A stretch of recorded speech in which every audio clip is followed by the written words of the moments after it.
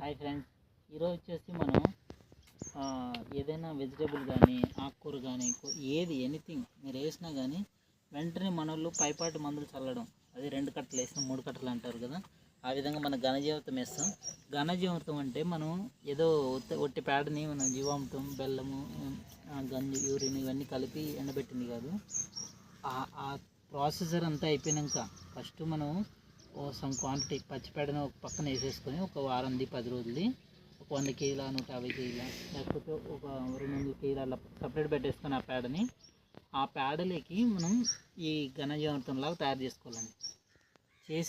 అది ఎలా చేయాలంటే మనం బెల్లం సమ్ క్వాంటిటీ బెల్లం 2 నుంచి 4 కేజీల బెల్లము, 10 నుంచి 20 లీటర్ల కవ్యూరిను, దాంతో పట్టి పప్పుల పిండి, కందులు కానీ పెసలు కానీ మినుములు కానీ ఇలాంటి ద్విదళ పిండి ఒక 4 కేజీలు 2